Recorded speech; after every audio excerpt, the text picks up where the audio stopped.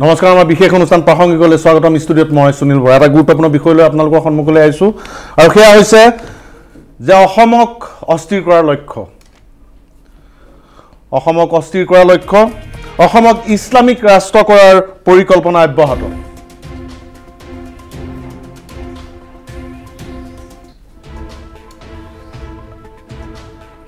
অসমক ইছলামিক ৰাষ্ট্ৰ কৰাৰ পৰিকল্পনা অব্যাহত ধুবুৰীত শেহতীয়াভাৱে ধুবুৰীত মোবাইল ফোন যোগে বাংলাদেশী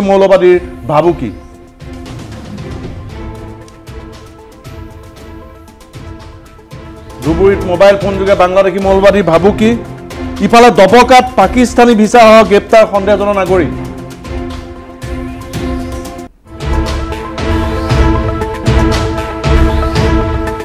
এনেধৰণে এয়া মাত্ৰ দুটামান উদাহৰণ এনেধৰণে সমগ্ৰ ৰাজ্যত যি ধৰণে কোৱা হয় অসমখনক এখন ইছলামিক ৰাষ্ট্ৰ তৈয়াৰ কৰাৰ পৰিকল্পনা তাৰ যেন এইবিলাক অংশ বিশেষ দেখিবলৈ পোৱা গৈছে এটা প্ৰশ্ন উত্থাপিত হৈছে ষড়যন্ত্ৰ এই যি ষড়যন্ত্ৰ ইছলামিক ৰাষ্ট্ৰ কৰাৰ ষড়যন্ত্ৰ ৰুধিব চৰকাৰে পাৰিবনে নোৱাৰে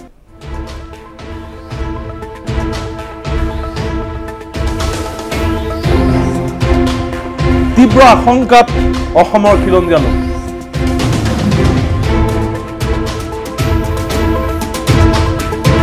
কি হ'ব কেনেকৈ আচলতে তেওঁলোকে পৰিকল্পনা কৰে ভৱিষ্যত কি হ'ব এই গোটেইখিনি আজি আমি বহলভাৱে আলোচনা কৰিম আৰু আলোচনা কৰিবলৈ আমাৰ লগত অংশ লৈছে ষ্টুডিঅ'ত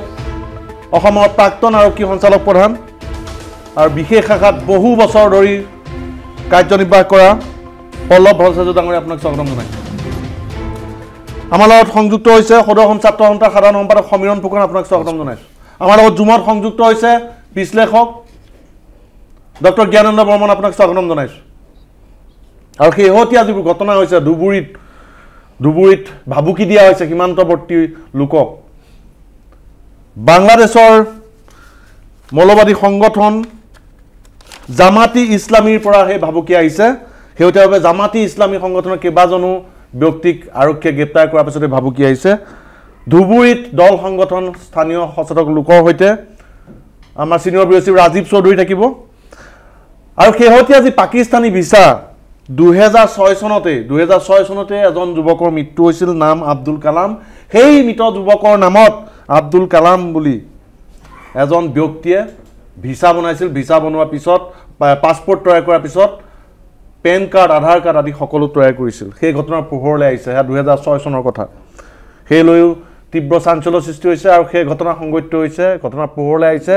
দবকাৰ মৰাজাৰ পৰা আমাৰ হুজাৰ চিনিয়ৰ ব্যুৰ চিফ লিটুমণি নাথ আছে দল সংগঠনৰ সৈতে আমি দুইজনৰ ওচৰলৈ যাম মই প্ৰথমে পল্লৱ ভট্টাচাৰ্যৰ পৰা আৰম্ভ কৰিবলৈ বিচাৰিছোঁ এই যিবোৰ কথা মাজে সময়ে কৈ থকা হয় অসমক ইছলামিক ৰাষ্ট্ৰৰ পৰিকল্পনা বিভিন্ন মৌলবাদী সংগঠনৰ সক্ৰিয়তা কিছুমান অভাৰগ্ৰাউণ্ড সংগঠনৰ দি তেওঁলোকে কাম কৰে অসমত এয়া মাজে মাজে প্ৰমাণ হৈ থাকে আৰু শেহতীয়া এতিয়া প্ৰমাণ জামাতি ইছলামীৰ লগত জড়িত ব্যক্তিক ধুবুৰীত আৰক্ষীয়ে গ্ৰেপ্তাৰ কৰাৰ পিছতে সীমান্তৱৰ্তী লোকৰ মোবাইলত অডিঅ' বাৰ্তা আহিছে ভাবুকি আহিছে ঘৰ গাঁও জ্বলাই দিয়া হ'ব যদি জামাতি ইছলামীৰ মানুহ ধৰি দিয়াত আৰক্ষীক সহায় কৰে আৰু যথেষ্ট চাঞ্চল্যৰ সৃষ্টি হৈছে আৰু আকৌ এবাৰ প্ৰমাণ হৈছে যে এই ইছলামিক শক্তিটোৱে যে অহৰহ চেষ্টা কৰি থাকে আমাৰ ৰাজ্যখনক এটা অস্থিৰ কৰিবলৈ এই সম্পৰ্কে মই দুআষাৰ কথা ক'ব লাগিব আপোনালোকে যদি চাই অসমৰ বুৰঞ্জী যদি আমি চাওঁ তেতিয়াহ'লে দেখিব যে অতীজৰে পৰাই এই প্ৰচেষ্টাটো চলি আছে মানে পাৰ্টিশ্যনৰ পিছৰ কথা মই কৈছোঁ গতিকে তেতিয়া এটা সময়ত আপোনালোকে জানে যে 1999 চনত আজিৰ পৰা 26 বছৰৰ আগতে এই মাহতে 10 আগষ্টত 4জন পাকিস্তানী ISIৰ মানুহ ধৰা হৈছিলে তাৰে দুজন অৱশ্যে পাকিস্তানৰ আছিল আৰু দুজন ইণ্ডিয়াৰ তাৰ মানে অসমৰ নহয় জম্মু কাশ্মীৰ আৰু ইফালে ইউপিৰ এজন আছিলে এতিয়া সেই তেতিয়াৰ পৰাই মই গম পাইছোঁ যে 1999 চনৰ পৰা এই অহৰহ প্ৰত্যাহ্বানটো আহি আছে আৰু এতিয়া যেহেতু বাংলাদেশত যিটো চৰকাৰ আগতে আছিলে সেই চৰকাৰ যোৱাৰ পিছত এতিয়া যিটো নতুন চৰকাৰ আহিলে অন্তৰ্বৰ্তীকালীন তেওঁলোকৰ সময়ত কিন্তু এই বাকী যিবিলাক গোষ্ঠী আছে মানে ধৰক জামাতি ইছলামী বা এনেকুৱা ধৰণৰ ছাত্ৰ শিবিৰ বা এনেকুৱা ধৰণৰ মুজাহিদিনৰ মানুহ সেইবিলাক অলপ এক্টিভেট হৈ যোৱা যেন লাগে আৰু বহুতক জেলৰ পৰাও মুক্তি দিছে ইতিমধ্যে আপোনাক গম পায় গতিকে এই প্ৰচেষ্টাটো অহৰহ চলি আছে কিন্তু আমি আৰু এটা কথা মনত ৰাখিব যে অসমখন আচলতে আগতে যেতিয়া প্ৰি ইণ্ডিপেণ্ডেন্স মই কৈ আছোঁ তেতিয়া অসমখন আচলতে অসমৰ এটা পাৰ্ট আচলতে পূব পাকিস্তানৰ লগতো আমি একেবাৰে যুক্ত হৈ আছিলোঁ গতিকে সেইকাৰণে তাৰ মানুহৰ ৰিলেটিভ ইয়াতো আছে গতিকে ইয়াত এটা শেল্টাৰিং প্লেচ হিচাপে এই জেগাখিনি খুব ইম্পৰ্টেণ্ট কাৰণ তেওঁলোকৰ বহুত অঙহী বঙহী সিফালেও আছে গতিকে সেইকাৰণে তেওঁলোকে শেল্টাৰ ল'বলৈ পাৰে আৰু লগতে আৰু এটা কথা ইম্পৰ্টেণ্ট যে আজিকালি বহুতো কথা এতিয়া ধৰক আপুনি হোৱাটছএপ যোগেদি তেওঁলোকক থ্ৰেটনিং দিছে বুলি কৈছে তেনেকুৱা ধৰণৰ ছ'চিয়েল মিডিয়াটো কিছুমান এনেকুৱা ধৰণৰ ভিডিঅ' প্ৰকাশ কৰি দিয়ে যিবিলাক সঁচাও হ'ব পাৰে বা মিছাও হ'ব পাৰে যাৰ জৰিয়তে আমাৰ ইয়াত থকা যিখিনি মানুহ সেইখিনি উত্তেজিত হৈ যাব পাৰে গতিকে এই প্ৰচেষ্টাটো অহৰহ চলি আছে আৰু মই ভাবোঁ যে আমাৰ অসম আৰক্ষীয়ে ভাল ধৰণে কাম কৰি এইখিনি কাম বন্ধ কৰিবলৈ সক্ষম হৈছে কিন্তু এট দ্য ছেইম টাইম আৰু কিছু প্ৰচেষ্টাৰ দৰকাৰ যি সম্পৰ্কে মই পিছত আপুনি সুবিধা দিলে মই তেতিয়া নিশ্চিত মই এবাৰ ধুবুৰীলৈ যাবলৈ বিচাৰিছোঁ ৰাজীৱ চৌধুৰী আছে মই আহিম আছোঁ সাধাৰণ সম্পাদক আছে ডক্টৰ জ্ঞানেন্দ্ৰ বৰ্মন আছে কিন্তু ধুবুৰীলৈ এবাৰ যাবলৈ বিচাৰিছোঁ আশংকাত ভুগিছে আচলতে মানুহৰ অস্থিৰ যি পৰিৱেশ এটা ধুবুৰী বিশেষকৈ স্পৃহকাতৰ বিভিন্ন সময়ত বিভিন্ন ঘটনা পৰিঘটনাৰ দ্বাৰা সদায় অস্থিৰ হৈ থাকে ধুবুৰী ৰাজীৱ চৌধুৰী আছে ৰাজীৱ চৌধুৰী ওচৰলৈ যাবলৈ বিচাৰিছোঁ দল সংগঠন সচেতন ব্যক্তি আপোনাৰ লগত আছে তেওঁলোকৰ কিছু মনৰ কথা তেওঁলোক যি আশংকাত ভুগিছে বা যি ধৰণৰ অস্থিৰতা এটা পৰিৱেশ অব্যাহত ৰাখিব বিচাৰে কিছুমান শক্তিয়ে জামাতি ইছলামী হওক বা বিভিন্ন বাংলাদেশী মৌলবাদী হওক বা যি ধৰণৰ এনেকুৱা ধৰণৰ সংগঠনে সদায় তেনেকুৱা ধৰণৰ পৰিৱেশ এটা সীমান্তৱৰ্তী ধুবুৰীত অব্যাহত ৰাখে মই ধুবুৰীবাসীৰ পৰা জানিব বিচাৰিম ৰাজীৱ চৌধুৰী নিশ্চয় সুনীল মই আমাৰ লগত কেইবাজন সচেতন ৰাইজ আছে তেওঁৰ লগত যোৱাৰ পূৰ্বে মই দুটা লাইনত আপোনাক জনাব বিচাৰিছোঁ যে ধুবুৰী কিন্তু এটা অগ্নিকুণ্ড ওপৰত বহি আছে কাৰণ কেতিয়াবা যদি আনচাৰুল্লাহ বাংলা টিমৰ লোক ধৰা পৰে ইয়াত কেতিয়াবা হিজবুল মুজাহিদিনৰ লোক যদি ধৰা পৰে সেইটোৱে জামাতি ইছলামৰ সংগঠনৰ পৰা ফোন কল যোগে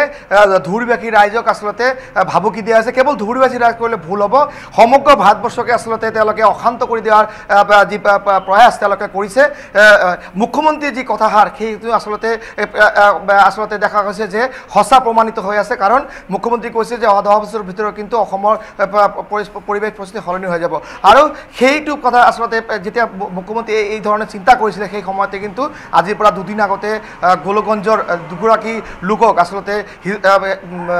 জামায়াতে ইছলামৰ পৰা ফোন কল যোগে ভাবুকি দিয়া হয় যদি তেওঁলোকে জামায়াতৰ আৰক্ষীৰ হতুৱাই তেওঁলোকে আচলতে জামায়াতে ইছলামৰ লোকসকলক যদি ধৰা বন্ধ নকৰে তেনেহ'লে সীমান্তৱৰ্তী গাঁও জ্বলাই দিয়া হ'ব ভয়ংকৰ কথা শুনিল লগতে এইটোও কৈছে যে ভাৰতবৰ্ষক অশান্ত কৰি দিয়া হ'ব ইয়াক লৈ কিন্তু যথেষ্ট শংকাৰ ভিতৰতে ভুগি আছে মই আপোনাক এটা কথা ক'ম যে সেইদিনাখন বিলাসীপাৰাত আচলতে ধুবুৰী জিলাৰ বিলাসীপাৰাৰ পৰা প্ৰায় 8জনকৈ জিহাদী লোক তেওঁলোকে ধৰা হৈছিলে STF ধৰিছিলে আৰু লগতে ক'ব লাগিব যে ইয়াৰ পৰা পাকিস্তানত ট্ৰিগাৰ কৰাৰ কাৰণে ঘোষ চিমৰ লগত জড়িত থকাৰ কাৰণে 8জন 9জনকৈ লোকক আচলতে STF ধৰিছিলে আপুনি বুজিব পাৰিছে কি ধৰণৰ পৰিস্থিতি ধুবুৰীবাসী ৰাইজে বিৰাজ কৰি আছে যিহক এই হেতুৱা যিটো ঘটনা অতিশয় ভয়ংকৰ যে ফোন কল যোগে ভাবুকি দিয়া আছে মোৰ লগত সচেতন ৰাইজ আছে মই প্ৰথমতে চন্দ্ৰশেখৰ দাস আপোনাৰ ওচৰত আহিছোঁ এই যে ঘটনা ভাবুকি সৃষ্টি হৈছে সমগ্ৰ ভাৰত ধুবুৰী জিলাৰ লগতে অসমৰ লগতে ভাৰতবৰ্ষ কি ক'ব আপুনি সচেতন ৰাইজ হয় আচলতে জ্ঞান হোৱাৰ দিনৰে পৰাই অসমত এই বাংলাদেশীৰ সমস্যাটো আমি শুনিবলৈ পাইছোঁ আৰু দিনে দিনে আগন্তুক দিনে দিনে দাউ দাউকৈ এই জুইকুৰা জ্বলি আছে আচলতে কি হৈছে তেওঁলোকৰ এই ধুবুৰী বুলি নহয় মেঘালয়ৰ কিছু প্ৰান্ত তেওঁলোকৰ এটা কৰিডৰ ভাৰতত সোমোৱা কৰিডৰ ইয়াতে তেওঁলোকে যিবোৰ অশান্তিমূলক কাম কৰি আছে তাৰ বাবে আমাৰ প্ৰশাসনেতো কাম কৰি আছে কিন্তু লগতে আমি ৰাইজ আৰু আমাৰ যিবোৰ ষ্টুডেণ্ট ইউনিয়ন আছে এই ষ্টুডেণ্ট ইউনিয়নবোৰ একত্ৰিত হৈ গাঁৱে গাঁৱে যাই কেনে তেওঁলোকে শ্লিপাৰ চেল যিবোৰ আছে কোনে আছে আমিতো ক'ব নোৱাৰোঁ তেওঁলোকে যাতে তেওঁলোকক ব্ৰেইন ৱাছ কৰে কাৰণ কিয়নো যিটো তেওঁলোকৰ পৰিকল্পনা, এই পৰিকল্পনাটো আজিৰ পৰা নহয়। চাওক, ক'বলৈ গ'লে তেওঁলোকৰ এই কৰিডৰেদি অসমখনক যদি তেওঁলোকে অশান্তি কৰিব পাৰে, তেনেহ'লে তেওঁলোকে ছখন ৰাজ্য কিন্তু তেওঁলোকে অলৰেডি অশান্তি কৰি দিব। যদি তেওঁলোকে নোৱাৰিব, কাৰণ বাংলাদেশৰ এইবোৰ সৰু সৰু সংগঠনে তেওঁলোকে আমাৰ যিবোৰ IB আছে, SB আছে, আমাৰ চৰকাৰ আছে, নোৱাৰিব। কিন্তু আমাৰ কেন্দ্ৰীয় চৰকাৰে অকণমান ধুবুৰী জিলাৰ লগত এইখিনি অকণমান আকৌ আৰু বেছি গুৰুত্বকাৰে আমাৰ যিবোৰ বৰ্ডাৰ ফেন্সিং আছে, এই বৰ্ডাৰ ফেন্সিংটোৰ প্ৰতি গুৰুত্ব ৰাখিব লাগিব। কাৰণ বৰ্ডাৰৰ যিবোৰ ফেন্সিং, এই ফেন্সিংবোৰ কিছুমান ঠাইত নাই, কি ভৌগোলিক কাৰণত নাই নে এনে নাই আমি ক'ব নোৱাৰোঁ। গতিকে তেওঁলোকে অকণমান বেছি গুৰুত্ব দিব লাগিব আমাৰ নৰ্থ ইষ্ট জোনৰ যিবিলাক বাংলাদেশৰ লগত যিটো আমাৰ, এইটো মোৰ ব্যক্তিগত চিন্তাধাৰা। আৰু হয় দাদা, আপোনালোকৰ সুনীল, আৰু এটা কথা আপোনাক কৈ দিওঁ, এই যে চিমৰ কথা কোৱা হৈছে, আৰক্ষীয়ে কিন্তু কালি আমাক ভাষ্য দিছে যে আৰক্ষীৰ ইতিমধ্যে তেওঁলোকৰ হাতত আছে যে ইয়াৰ ধুবুৰী জিলাৰ সীমান্তৱৰ্তী এলেকাত আচলতে বহুতৰে হাতে, একাংশ লোক দুষ্কৃতীৰ হাতত কিন্তু বাংলাদেশী চিম ইয়াত পোৱা আছে, তেওঁলোকে গম পায়। আৰু ঠিক সিপাৰৰ কাটাতে আৰু বেৰৰ সিপাৰৰ কিন্তু বাংলাদেশী লোকৰ হাততো কিন্তু ইণ্ডিয়াৰ চিম পোৱা যায়। গতিকে সেইটো এটা ডাঙৰ ঘটনা, কাৰণ ইতিমধ্যে অসম আৰক্ষীৰ পৰা বাংলাদেশ আৰক্ষী CDR তেওঁলোকে কল কৰিছিলে, কল লিষ্ট কল কৰিছে, কিন্তু বাংলাদেশৰ পৰা দিয়াত অমান্তি কালি আমাৰ আৰক্ষী ফালৰ পৰা জনোৱা হৈছিলে। কিন্তু আৰক্ষী নিজৰ দৃষ্টিভংগীত কাম চলি আছে, হয়তো খুব সোনকালে ক'ৰ পৰা ফোন কৰা হৈছিলে সেই ফোন কলাৰক আচলতে তেওঁলোকে বাছি উলিয়াব পাৰিব। ঠিক আছে, আপোনাৰ লগত এই মুহূৰ্তত এগৰাকী এডভকেট আছে, অধিবক্তা, তেওঁলোকে জানিব বিচাৰিম। দাদা, তাৰমানে ৰিচেণ্টলি যিটো ঘটনা হ'ল, আমি চালোঁ যে আমাৰ গোলগঞ্জ মণ্ডলৰ যিজন সাধাৰণ সম্পাদক আছে, তেখেতৰ কাষত আৰু আমাৰ যিটো হেৰি আছে সীমান্ত মঞ্চৰ যিটো সীমান্ত চেতনা মঞ্চৰ যিটো লক্ষীমাৰী খণ্ডৰ যিজন জেনেৰেল ছেক্ৰেটাৰী আছে, তেওঁলোকে বস্তুটো আহিছে ভইচ মেছেজ যে যদি আমাৰ OCA আৰু আমাৰ মানে পুলিচ এডমিনিষ্ট্ৰেশ্যন আৰু কোনোবা যদি এই জামাতি ইছলামৰ সদস্যবোৰক যদি ধৰাই দিয়ে, তেনেহ'লে সেইখিনি গাঁও জ্বলাই দিয়া হ'ব। তো আমি এটা কথা সৰুতে জানো, আৰু এটা কথা মই লগতে কৈছোঁ যে যেতিয়া বাংলাদেশটো স্বাধীন কৰিলে, সেই বাংলাদেশ স্বাধীন কৰাৰ কাৰণে ইণ্ডিয়াৰ কিমান হেৰি আছিলে, কণ্ট্ৰিবিউশ্যন আছিলে। কিন্তু আজি যিবিলাক বাংলাদেশৰ যিবিলাক নিৰজ্জ লোক মানুহবোৰ যে আছে, তেওঁলোক যে সংগঠনটো চলাই আছে তাত, এইবোৰ মানুহ আচলতে ইয়াত জীয়াই থকাৰ কোনো অধিকাৰ নাই। আৰু ছেকেণ্ডলি, আমাৰ ইণ্ডিয়াত যদি কোনোবাই আহি এনেকৈ ভাবুকি দিয়ে যে আমাৰ মানুহক জ্বলাই দিব, এইটো তাহাঁতেও কনচিকুৱেঞ্চটো ফেচ কৰিব। আৰু লগতে আৰু এটা কথা কওঁ যে আমাৰ চেণ্ট্ৰেল গভৰ্ণমেণ্ট, আজি আমাৰ যে মাননীয় চিফ মিনিষ্টাৰ আছে অসমৰ, ডক্টৰ হিমন্ত বিশ্ব শৰ্মাদেৱে কথাখিনি বহলাই কৈ দিছে আগতে যে এইটো বস্তুটো কি হ'ব। বহুদিন কেইদিনমান আগতে আমাৰ ধুবুৰীত কিছুমান ঘটনা হৈ গ'ল, আৰু ধুবুৰী ডিষ্ট্ৰিক্টটো অলপ চেঞ্চিটিভ এলেকা হয়, এইটো আমি চবেই জানো, আমি অসমৰ কিয় গোটেই আমাৰ হেৰিয়ে জানে। কিন্তু এই চেঞ্চিটিভ এলেকাটো যাতে নেকি ঠিক মানে ভালদৰে এইটো হেৰি হয়, তেনেহ'লে চেণ্ট্ৰেল গভৰ্ণমেণ্টে অলপ ডাঙৰ ষ্টেপ ল'ব লাগিব। ডেফিনেটলি আছে। তাৰমানে আজি কোনোবাই যদি ভইচ মেছেজ পঠাইছে আৰু ইয়াৰ যিখিনি মানে বায়'গ্ৰাফি, আমাৰ ইয়াৰ জিঅ'গ্ৰাফি বা বায়'গ্ৰাফি চালে আপুনি গম পাব যে আমি যেনেকুৱা আমাৰ ইণ্ডিয়াৰ এটা চিকেন নেক আছে, সেই চিকেন নেকটো আমাৰ 7 ছিষ্টাৰ যিটো আছে, সেই 7 ছিষ্টাৰটো যদি সেইখিনিলৈকে চায়, তাহাঁতে আমাৰ বৰ্তমান ৰিচেণ্ট যিটো বাংলাদেশৰ যিজন হেৰি আছে, এওঁ কৈছে যে আমাৰ গোটেই 7 ছিষ্টাৰটো লৈ ল'ব। এইটো ইমান ইজি নহয়, এইটো তাহাঁতৰ এইটো বেলেগ চিন্তাধাৰা, এইটো মানে সপোনত দিনত সপোন দেখি আছে, কিন্তু এইটো নোৱাৰে একো কৰিবলৈ। কিন্তু এইবিলাক ভয় ভাবি আমি এইবিলাক কেৰেপ নকৰোঁ, আৰু আমাৰ অসমৰ গভৰ্ণমেণ্ট বা গভৰ্ণমেণ্ট অফ ইণ্ডিয়াও কেৰেপ নকৰে এইবোৰ, ঠিক আছে। আৰু আমাৰ এইবোৰ প্ৰশাসন বা আমাৰ লোকেল এডমিনিষ্ট্ৰেটিভ যিজন আছে, তাহাঁতক আমি সচেতন থাকিবলৈ অনুৰোধ জনালোঁ। ধন্যবাদ। কি ক'ব একেদৰে প্ৰশ্ন? আমি এটা আপোনাৰ যোগেদি গোটেই অসমত এটা কথা ক'ব বিচাৰি আছোঁ। আমাৰ মাননীয় মুখ্যমন্ত্ৰী তেখেতে কিছুদিন আগত আহিছিল, আপোনালোকে জানে যে আমাৰ নবীন বাংলা বুলি এটা পোষ্টাৰ কিছুদিন আগত উপায়ুক্ত মহোদয়ৰ ওচৰত লগাইছে। কিছুমান মানুহ আমাৰ এইখন চহৰতে আছে, তেখেতৰ লগত আৰু বাংলাদেশৰ যে জামাত ইছলামৰ মৌলবাদী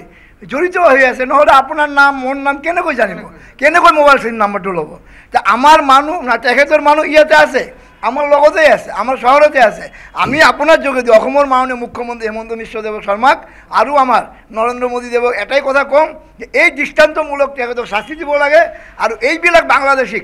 বাছি ওলাই আমাৰ দেশৰ পৰা খেদি দিব লাগে। আমি চৰকাৰৰ লগত আছোঁ, আমি গোটাই ৰাইজ একত্ৰিত হৈ আমাৰ যেবোৰ জাতি ধৰ্ম ভাষা নিৰ্বিশেষে যিবোৰ মানুহ আমাৰ দেশৰ সম্পত্তি বজাই ৰাখিব বিচাৰে আমি তেখেতক লগত লৈ এইটো প্ৰতিবাদ আমি জনাম আমি এনে ভয় নখাওঁ আমি অসমৰ ল'ৰা আমি এইখন ৰাজ্যৰ মানুহ আমি দেশৰ মানুহ আপোনাৰ যোগেদি এইটো আমি হেমন্ত শৰ্মাদেৱক কৈছোঁ ছাৰ আপুনি এইটো ইমিডিয়েট ৰাজীৱ চৌধুৰী তাৰমানে যি এইবিলাক ঘটনা হৈ আছে আমি সৰুৰ পৰাই আমি গম পাইছোঁ আগৰ পৰাই আমি জানিছোঁ যে ধুবুৰী এটা ছিকিউৰিটি পাৰপাছ যি আছে এইটো সদায় মানে বাংলাদেশৰ পৰা আৰু বাংলাদেশীৰ পৰা যে খিলঞ্জীয়া মানুহ আছে ভূমিপুত্ৰ আছে এই ধুবুৰীত বসবাস কৰা তাৰ ওপৰত এটা ৰিস্ক সদায় আহি থাকে তো কথাটো হ'ল এতিয়া যি পৰিস্থিতি আমি চাই আছোঁ এই হিচাপতে এতিয়া লোৱাৰ অসম বা যি আমাৰ বাংলাদেশ বৰ্ডাৰত যি ৰাজ্যবিলাক টাচ হৈ আছে এই তাত মানে কাশ্মীৰৰ পলিচিটো এপ্লাই কৰিব লাগে স্লিপাৰ চেলৰ পৰা যিমান টেৰৰিষ্ট আছে অল আউট অপাৰেশ্যন চলাব লাগে আৰু লগতে সীমাৰ আমাৰ ভিতৰত একশ্যন নহয় সীমাৰ সেই পাৰত একশ্যন হ'ব লাগে বাংলাদেশৰ ভিতৰত একশ্যন হ'ব লাগে যিমান জিহাদী কেম্প আছে যিমান এইবিলাক বস্তু আছে ৰুট লেভেলত তাৰমানে ইয়াত যদি আমি সদায় একশ্যন কৰি থাকোঁ এই তাৰ পৰা আহি থাকে তো য'টোত মানে ঘাটি এই যেনেকৈ কাশ্মীৰত শান্তি আনাৰ কাৰণে পাক অকুপাইড কাশ্মীৰত কিন্তু একশ্যন হৈছিল সেইটো আমি জানো তেনেকৈ যদি আমাৰ নৰ্থ ইষ্টক যদি শান্তি বজাই ৰাখিব লাগে সদায় বাংলাদেশৰ যেনেকৈ নৰেন্দ্ৰ মোদী ডাঙৰীয়া কৈছে অপাৰেশ্যন সিন্দুৰ বন্ধ হোৱা নাই তেনেকৈ এটা অপাৰেশ্যন এই নৰ্থ ইষ্টৰ কাৰণে চলাব লাগে কণ্টিনিউ চলাব লাগে আৰু বাংলাদেশৰ এগেইনষ্টত চলাব লাগে এনেকৈ ঠিক আছে কথা হ'ল কি আজি যিটো পৰিস্থিতি আমি চাই আছোঁ ইয়াত আমাৰ অসমৰ ভিতৰত আমাৰ মুখোশ পিন্ধা বহুত আমাৰ আছে আমাৰ লিগেল যিবিলাক আমাৰ ইয়াত মানুহ আছে আমি খিলঞ্জীয়া বুলি কওঁ আমি আমাৰ বাংলাদেশৰ পৰা মৌলবাদী ইয়াত আহি কাম কৰা নাই ইয়াৰ ভিতৰত আমাৰ অসমৰ ভিতৰত আমাৰ ভাৰতবৰ্ষৰ আমাৰ চৰকাৰৰ খাই পৰি আমাক ক্ষতি কৰি আছে এনেকুৱা আমাৰ মৌলবাদীবিলাক আছে যিসকল মুখোশ পিন্ধা মুখোশ পিন্ধা আমি চৰকাৰক এটা কথা কওঁ আমাৰ চৰকাৰে যি পদ্ধতি কৰিছে আজি তেওঁলোকৰ কি মোট তেওঁলোকে আগে ভূমি দখল কৰিব তাৰপিছত ৰাজনীতিত সোমাই যাব তাৰপিছত তেওঁলোকে আমাৰ দেশটো খাব তেওঁলোকৰ যি থিয়ৰী তেওঁলোকে ইয়াত বহি আমাক খাই আমাক পিন্ধি তেওঁলোকে এইটো আমাক তলৰ পৰা কাটি আছে তেওঁলোকে ফাণ্ডিং কৰি আছে আমাৰ মৌলবাদীবিলাক ক'ৰ পৰা আহিছে আমাৰ ভিতৰত সোমাই আছে আৰু এইবিলাকৰ ৰক্ষণাবেক্ষণ চব কৰি আছে লোকাল তেওঁলোকৰ সহযোগিতা কৰি আছে মৌলবাদীৰ লগত লাগি থকা আমাৰ লোকাল আমি ধৰ্ম নকওঁ মৌলবাদীক যি কৰিছে সি আমাৰ ভাৰতীয় নাগৰিক হ'ব নোৱাৰে মৌলবাদীক যি সহযোগিতা কৰি আছে আৰু মৌলবাদী কৰি আছে নহ'লে তেনেহ'লে তেওঁলোকে কেনেকৈ গম পাব আমাৰ ৰাস্তা ঘাট বাংলাদেশৰ পৰা পাকিস্তানৰ পৰা আহি তেওঁলোকে গম নাপায় আমাৰ লোকাল মানুহ ইয়াত সহযোগিতা কৰি আছে ঠিক আছে হয় ৰাজীৱ চৌধুৰী এই মুহূৰ্তত আপোনাক মই ধন্যবাদ জনাইছোঁ ৰাজীৱ চৌধুৰী এয়া আছিলে ধুবুৰী সচেতন ৰাইজ যথেষ্ট গুৰুত্বপূৰ্ণ কথা কৈছে আৰু তেওঁলোক যে আশংকাত ভুগি আছে সেয়া তেওঁলোকৰ কথাৰ পৰাই ধৰিব পাৰি মই জ্ঞানেন্দ্ৰ বৰ্মনৰ ওচৰলৈ এবাৰ যাব বিচাৰিছোঁ জ্ঞানেন্দ্ৰ বৰ্মন আপুনি সদায় কৈ থাকে উদাহৰণ দি আৰু সেইবিলাক প্ৰমাণ হৈ থাকে মাজে মাজে আৰু শেহতীয়া এই প্ৰমাণ আৰু ধুবুৰীৰ ৰাইজ যে আশংকাত থাকে তেওঁলোকৰ কথাৰ পৰা ধৰিব পাৰি তেওঁলোকে কৈছে যে মৌলবাদীয়ে কেনেকৈ আমাৰ এইবিলাক সকলো চিনি পায় মৌলবাদীৰ লগত এইফালৰ মানুহ আমাৰ ফালৰ মানুহ কোনোবা জড়িত হৈ থাকিব লাগিব জ্ঞানেন্দ্ৰ বৰ্মন জাতীয় জীৱনৰ এক যেন অত্যন্ত এক সন্ধিক্ষণৰ সময়ত আমাৰ জাতিটো আজি আহি উপনীত হৈছে অত্যন্ত স্পৰ্শকাতৰ সময় এনেকুৱা এক সময় য'ত আমাৰ আজি ঘৰতে গৃহহীন হ'ব লগা এক পৰিস্থিতি আৰু জেহাদী মৌলবাদীৰ বিৰুদ্ধে যি দীৰ্ঘদিন ধৰি আমি চিঞৰ বাখৰ কৰি আছিলোঁ বা লিখিও আছিলোঁ সেই কথাবিলাক আজি বাস্তৱত দেখিবলৈ পোৱা গৈছে আজি মুখ্যমন্ত্ৰী মহোদয়ে সঠিকভাৱে এটা কথা উনুকিয়াইছে যে অসম যেন এক অগ্নিকুণ্ডৰ ওপৰত আছে এক যেন আগ্নেয়গিৰিৰ ওপৰত যেন অৱস্থান কৰিছে তেনেকুৱা এক পৰ্যায়ত থকা দেখিবলৈ পোৱা গৈছে আজি ঘৰৰ ভিতৰত থকা আমাৰ অসমৰ ভিতৰত থকা একাংশ মানুহক উচতাই পেলাই জেহাদী মৌলবাদীসকলে তেওঁলোকৰ নেটৱৰ্কত আনি পেলাই কেনেকুৱা পৰিৱেশ সৃষ্টি কৰিছে মই কেইটামান উদাহৰণ দিব খুজিছোঁ এটা সময় আছিলে আপোনাৰ আমি জানো যে যেতিয়া ভোট বেংকৰ পলিটিক্সে অবৈধ বাংলাদেশীক অসমত শৰণ দিয়াৰ কাম কৰিলে যেতিয়া লাখ লাখ ভূমি বেদখল হ'ল মন্দিৰ সত্ৰ ভূমি বেদখল হ'ল জনগাঁথনি সলনি হ'ল সেইটোৱে আছিল এটা পৰ্যায় দ্যাট ৱাজ ওৱান ফেজ আৰু এই জনগাঁথনি সলনিৰ পৰ্যায়টো সংখ্যাগৰিষ্ঠ যেতিয়া হৈ গ'ল পূৰ্ববংগীয় মুছলমান মানুহ সেই ঠাই সেই কনষ্টিটুৱেঞ্চিৰ পৰা আপুনি যদি তথ্য সহকাৰে চাই দেখিব তাত জেহাদী আৰু মৌলবাদী গতিবিধি আৰম্ভ হ'ল উদাহৰণস্বৰূপে 2022 চনত গোৱালপাৰাত আল কায়দা সন্ত্ৰাসবাদী ধৰা পৰিল ন্যায় 11 জনকৈ জেইছ-ই মহম্মদ সন্ত্ৰাসবাদী তাৰ পৰা এৰেষ্ট কৰিলে 2014 চনত বৰপেটাত জেহাদী সন্ত্ৰাসবাদী ধৰা পৰিছিলে 2018 চনত নগাঁৱৰ যমুনামুখত তাত আপোনাৰ হিজবুল কেডাৰ ধৰা পৰিছিলে হিজবুলে অসমত মডুল স্থাপন কৰি ছয়ফুদ্দিন ৰিয়াজউদ্দিন জয়নাল আহমেদ বাহাৰুল ইছলাম আদি ধৰা পৰিছিলে নলবাৰী জিলাৰ বৰক্ষেত্ৰীৰ চৰত মোষ্ট ৱান্টেড জেহাদী শাহানুৰ আলম লুকাই আছিলে তাৰ আগতে প্ৰফুল্ল মহন্ত চৰকাৰৰ দিনত ISI এজেণ্ট ধৰা পৰিছিলে ধুবুৰীত এই ধুবুৰীত বাংলাদেশৰ সন্ত্ৰাসবাদী প্ৰৱেশ কৰিছিলে ভাৰতীয় সেনাই গুলিয়াই নিহত কৰিছিলে অৰ্থাৎ এই কল্পনা কৰক আপুনি এই গোটেই এক্টিভিটিবিলাক আপুনি লক্ষ্য কৰি দেখিব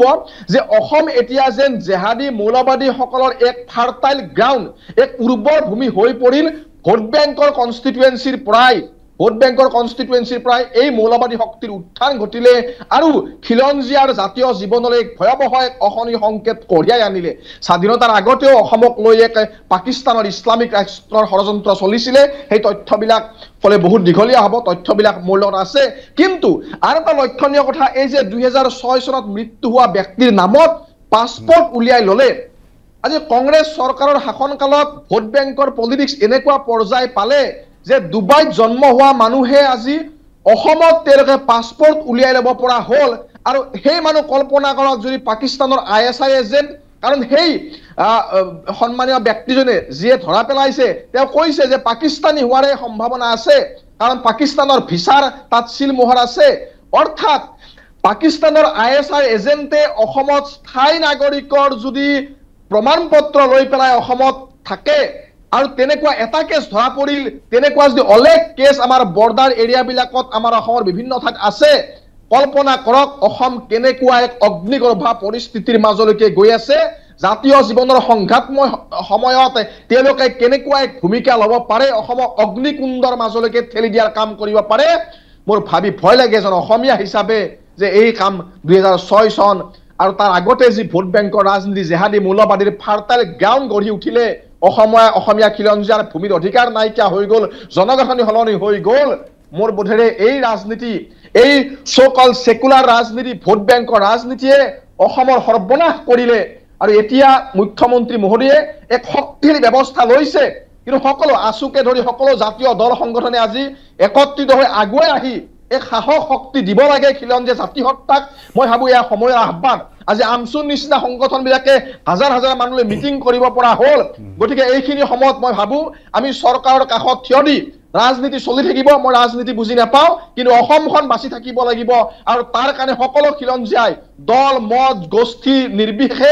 এক হৈ পেলাই আজি চৰকাৰৰ সাহসী সিদ্ধান্তত মই ভাবো আমি এক হৈ একাত্ম হৈ আমি জাতিটো ৰক্ষাৰ কাৰণে পণ লোৱাৰ সময় পণ ল'ব লাগে নিশ্চিতভাৱে আপুনি লাইনত থাকক মই লিটুমণিৰ ওচৰলৈ যাম তাত আজি কালি ঘটনাৰ পোহৰৰ পিছতে স্থানীয় ঘটনাৰ পোহৰলৈ অহাৰ পিছতে স্থানীয় লোকৰ মাজত যথেষ্ট এটা উত্তেজনা বিৰাজ কৰিছে মই সমীৰণ ফুকনৰ পৰা আৰম্ভ কৰি লৈছোঁ সমীৰণ ফুকন আপোনালোকে সদায় কৈ আহিছে কিন্তু এতিয়া কিন্তু পৰিৱেশটো অলপ বেলেগ হৈছে যেন আকৌ সাৰ পানী পাইছে কিবা কাৰণত আকৌ যেন উচ্ছেদৰ যিটো উচ্ছেদৰ পৰ্যায়ৰ পিছত যেন তেওঁলোকক সাৰ পানী যোগোৱা হৈছে বাহিৰা শক্তিয়ে সেয়া প্ৰমাণ হৈছে গোটেই প্ৰক্ৰিয়াটো চাব সদৌ অসম ছাত্ৰ সন্থাই আমি দীৰ্ঘদিন ধৰি কৈ আহিছোঁ যে অসমত বাংলাদেশীৰ আগ্ৰাসন হৈছে তেওঁলোকে আমাৰ ভূমি আমাৰ মাটি সকলোতে তেওঁলোকে নিজৰ আগ্ৰাসী মনোভাৱেৰে সৈতে তেওঁলোকে বিভিন্ন স্থানত আমাৰ সত্ৰ বা আন আন সংৰক্ষিত বনাঞ্চল সকলোতে বেদখল কৰিলে বেদখল কৰি তেওঁলোকে ব্যাপক জনবিন্যাসৰ পৰিৱৰ্তন সাধন কৰিলে আৰু এই যিসকল লোক ইয়াত আহি তেওঁলোকে বসতি আৰম্ভ কৰিলে তেওঁলোকৰ আছিলাৰে অসমত মৌলবাদী আৰু জেহাদীৰ উত্থান ঘটিলে এই কথাটো আমি বহু বছৰ আগৰ পৰা সদৌ অসম ছাত্ৰ সন্থাই এই কথাটোৰ কৈ আহিছে আৰু আজিৰ পৰা কেইটামান বছৰৰ পূৰ্বে অসম চৰকাৰে এখন বাতৰি কাকতত বিজ্ঞাপন দিছিল মই কোনখন বাতৰি কাকত আৰু কেতিয়া মই পাহৰি গৈছোঁ এখন ফটোগ্ৰাফ তাত তেওঁলোকে মানুহৰ বাবে পাব্লিছ কৰিছিল তেওঁলোকে প্ৰকাশ কৰিছিল আৰু প্ৰকাশ কৰি সেইসকল মৌলবাদী বুলি তেওঁলোকে এটা এডভাৰটাইজ দিছিল সেই তেনেকুৱা এটা পৰিৱেশৰ মাজেৰে অসম পাৰ হৈ গৈ আছে আৰু সেই পৰিৱেশটোৰে সৈতে সহাৱস্থান কৰি জাতিটোৱে কিমান দিনলৈকে যুদ্ধ কৰি থাকিব জাতিটো এতিয়া খিলঞ্জীয়া মানুহৰ অস্তিত্বৰ প্ৰতি ভাবুকি আহিছে সংকট আহিছে আৰু জোৰ পুৰি ইতিমধ্যে হাত পাইছে আৰু আমি সকলো ঐক্যবদ্ধ হৈ জাতিটোক শক্তিশালীভাৱে সুৰক্ষিত কৰি ৰখাৰ দায়িত্ব আছে তাৰ লগে লগে ভাৰতবৰ্ষৰ অখণ্ডতা আৰু সাৰ্বভৌমত্বৰ প্ৰতি ভাবুকি আহিছে ভাৰত বাংলাদেশ সীমান্তটো আজিলৈকে চিল হ'ব পৰা সম্ভাৱনা আমি দেখাই নাই 263 কিলোমিটাৰ কেৱল মাত্ৰ বৰ্ডাৰ অসম আৰু ভাৰতবৰ্ষ অসম আৰু বাংলাদেশ যিটো অসমে শ্বেয়াৰ কৰে ভাৰত বাংলা সীমান্তৰ সেই 263 কিলোমিটাৰ এলেকাৰ 190 কিলোমিটাৰতহে ইতিমধ্যে বেৰা আছে বাকি অংশ উন্মুক্ত হৈ আছে নদী এলেকাত উন্মুক্ত হৈ আছে আৰু বিবদমান এলেকাৰ কাৰণে 8 কিলোমিটাৰতকৈ অধিক অঞ্চলত বাংলাদেশৰ বিৰোধিতাৰ বাবে আমি বেৰাৰ ব্যৱস্থা কৰিব পৰা নাই এই প্ৰক্ৰিয়াটো কেতিয়া ত্বৰান্বিতভাৱে শেষ কৰিব পাৰিব সেই সন্দৰ্ভতো চৰকাৰে স্থিতি স্পষ্ট কৰিব লাগে চৰকাৰে উচ্ছেদ চলাইছে অবৈধ যিসকল লোকৰ বিৰুদ্ধে অভিযান চলাইছে অভিযানৰ প্ৰতি আমাৰ সমৰ্থন আছে আৰু সেই দাবী সদৌ অসম ছাত্ৰ সন্থাই আমি কৰি আহিছোঁ অসমৰ ৰাইজেও বিচাৰিছে যে বিদেশী মুক্ত এখন অসম আমাক লাগে কিন্তু তাৰ লগে লগে যিসমূহ সন্ত্ৰাসবাদী সংগঠনৰ ইয়াত উত্থান ঘটিছে সেইসকলক ইয়াত কোনে সহযোগিতা কৰি আছে ইয়াততো কোনোবাই সহযোগিতা কৰি আছে কোনোবা এগৰাকী লোকে যেতিয়া ইয়াত পাছপৰ্টটো এপ্লাই কৰিছে আমাৰতো কোনোবা এগৰাকী চৰকাৰী অফিচাৰে ভেৰিফাই কৰিছে কোনোবা এগৰাকী চৰকাৰী অফিচাৰৰ ভেৰিফাই হোৱাৰ পাছত গোটেই ভেৰিফিকেশ্যন হোৱাৰ পৰৱৰ্তী পৰ্যায়ত তেওঁলোকে আধাৰ কাৰ্ড পাবৰ কাৰণে সক্ষম হৈছে পেন কাৰ্ড পাবৰ কাৰণে সক্ষম হৈছে এইসকলৰ বিৰুদ্ধে প্ৰথম ব্যৱস্থা ল'ব লাগিব চৰকাৰখনে এটা শক্তিশালী ব্যৱস্থাপনাৰ যোগেদি গোটেইবিলাক পুনৰ তেওঁলোকে পৰীক্ষণৰ ব্যৱস্থা কৰিব লাগে কোন কোন পাছপৰ্ট হোল্ডাৰ্ছ ইয়াত আছে কোন কোন লোকৰ পাছপৰ্ট ৰিভেৰিফিকেশ্যন কৰাৰ প্ৰয়োজনীয়তা আছে সকলোবিলাক চৰকাৰখনৰ ওচৰত ছিষ্টেম আছে গোটেই ব্যৱস্থাটো তেওঁলোকে পৰিচালনা কৰে অধিক কঠোৰভাৱে গোটেই ব্যৱস্থাৱলীৰ পুনৰীক্ষণ আমি বিচাৰিছোঁ আৰু গোটেই প্ৰক্ৰিয়াটোত যাতে কোনো অবৈধ বিদেশী আহি অসমৰ ভূমিত দপদপাই থাকিব নোৱাৰে কোনোবাই যাতে এই গোটেই প্ৰক্ৰিয়াটোত সাম্প্ৰদায়িক মেৰুকৰণ কৰি ধৰ্মীয় মেৰুকৰণৰ যোগেদি যাতে আমাৰ এই গোটেই অসমৰ জাতীয় ৰক্ষাৰ গোটেই প্ৰচেষ্টাটোক যাতে বিপথে নিব নোৱাৰে সেই সন্দৰ্ভতো চৰকাৰে এটা শক্তিশালী স্থিতি লোৱা উচিত আৰু আমি আশা কৰিম যে চৰকাৰখনে এই ক্ষেত্ৰত কঠোৰ ব্যৱস্থা গ্ৰহণ কৰিব আৰু যিসকল লোকে আমাৰ অখণ্ডতা সাৰ্বভৌমত্বৰ প্ৰতি ভাবুকি আনিছে সেইসকলৰ বিৰুদ্ধে আমি তীব্ৰভাৱে তেওঁলোকক অভিযান চলাবৰ কাৰণে চৰকাৰক আহ্বান জনাইছোঁ খুব কম সময়ৰ মূৰে মূৰে তেওঁলোকে অভিযান চলাই সামৰি দিলে নহয় এটা স্পেচিয়েল অপাৰেশ্যন আৰম্ভ কৰিব লাগে যি অপাৰেশ্যনৰ যোগেদি সকলো মৌলবাদী জেহাদীক পুলিয়ে পোখাই উৎখাত কৰিব লাগে আৰু সকলোবিলাক এনেকুৱা শক্তিৰ বিৰুদ্ধে সেইসকলে যাতে সকলো সময়তে অভিযান অব্যাহত ৰাখে তাৰ বাবে আমি চৰকাৰলৈ দাবী উত্থাপন কৰিছোঁ এটা বিৰতি ল'ব লাগিব আৰু এই অপাৰেশ্যন অভিযান বিশেষ অভিযান কিন্তু চলাবই লাগিব কেৱল বাংলাদেশী নহয় পাকিস্তানীও এতিয়া অসমত পিয়াপি দিছে তাৰ উদাহৰণ কালি যি ধৰা পৰিল যি পোহৰলৈ আহিল এক চাঞ্চল্যকৰ তথ্য 2006 চনত এজন যুৱক ঢুকাই গ'ল এজন ভাৰতীয় সেই যুৱকজনৰ নামত এজন এতিয়া পাকিস্তানী বুলি সন্দেহ কৰা হৈছে কিয়নো তেওঁ 2006 চনত সেই মৃত যুৱকজনৰ নামত আব্দুল কালাম নাম লৈ সেই ডুবাইৰ বুলি কৈছে এতিয়াও অনুসন্ধান অব্যাহত আছে আমি লিটুমণি ওচৰলৈ যাম শেহতীয়া খবৰ কি আছে সেইজন পাকিস্তানৰ বুলি সন্দেহ কৰা ব্যক্তিয়ে পাছপৰ্ট বনাই ল'লে পাছপৰ্ট ক'ৰ পৰা বনালে সেইজনকো আটক কৰিছে ফকৰুদ্দিন লস্কৰ নামৰ যিজন 7,000 টকা বিনিময়ত পাছপৰ্ট বনাই দিলে আৰু পাছপৰ্ট বনোৱাৰ পিছতেই ম্যাদ উকলি গ'ল কিন্তু সেই পাছপৰ্টৰ পৰাই তেওঁ পেন কাৰ্ড আধাৰ কাৰ্ড আদি বনাই নিৰ্ভয়ে ভাৰতৰ অসমত ঘূৰি ফুৰিছে এয়া মাত্ৰ এটা উদাহৰণ আৰু সেই ঘটনা পোহৰলৈ অহাৰ পিছত এতিয়া চাঞ্চল্যৰ সৃষ্টি হৈছে বিশেষকৈ যিসকল মই কৈছোঁৱেই যে যিসকল ভাৰতীয় নাগৰিক সেই নাগৰিকৰ মাজত নিশ্চিতভাৱে এনেকুৱা ধৰণৰ ঘটনাই যথেষ্ট এক সন্দেহৰ বাতাবৰণ সৃষ্টি কৰে মই পোনে পোনে লিটুমণিৰ ওচৰলৈ যাবলৈ বিচাৰিছোঁ লিটুমণি শেহতীয়া খবৰ কি পাকিস্তানী বুলি সন্দেহ কৰা হৈছে আৰু কি অনুসন্ধানত কিবা আৰু তথ্য পোহৰলৈ আহিছে নেকি যে তেওঁ পাকিস্তানৰে নাগৰিক ইমান দিনে ভাৰতত অসমত ঘূৰি ফুৰি পৰিছে লিটুমণি হয় সুনীল ক'ব লাগিব যে আজি যিটো ঘটনা আচলতে এই ঘটনাটো ইতিমধ্যে তদন্ত অব্যাহত আছে উচ্চপদস্থ আৰক্ষী বিষয়াই নিজে নেতৃত্ব লৈ আচলতে তদন্ত অব্যাহত ৰাখিছে আৰু মই যিহেতু কৈছোঁ যে দবকা মোৰাজাৰত উপস্থিত আছোঁ বিভিন্ন দল সংগঠনৰ লোক আছে আৰু জ্যেষ্ঠ নাগৰিকসকলো আছে আচলতে তেওঁলোকে আশংকাত ভুগিছে কিয়নো তেওঁলোকে এটা কথাই ব্যক্ত কৰিছে যে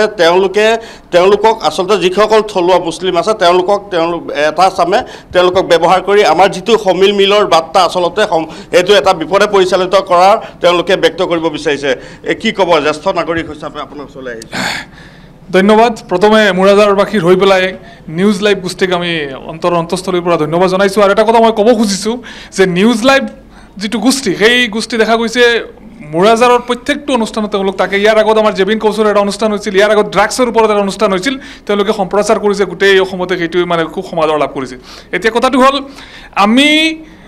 অসমীয়া হৈ এইখন অসমত আছোঁ আমি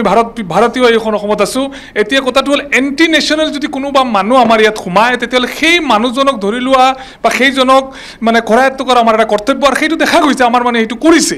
আৰু আমি এইটো নদী ক'ব পাৰোঁ যে আমাৰ ধৰ্মটো এটা কথা আছে হুব্বুল লতায়নে মিনাল ইমান জন্মভূমিক ভাল পোৱাটো ইমানৰ এটা অংগ জননী জন্মভূমিশ্চ স্বৰ্গদাপি গৰৈষি গতিকে এইখন অসম আমাৰ এইখন ভাৰতবৰ্ষ আমাৰ আৰু এই যিসকল এণ্টি নেশ্যনেল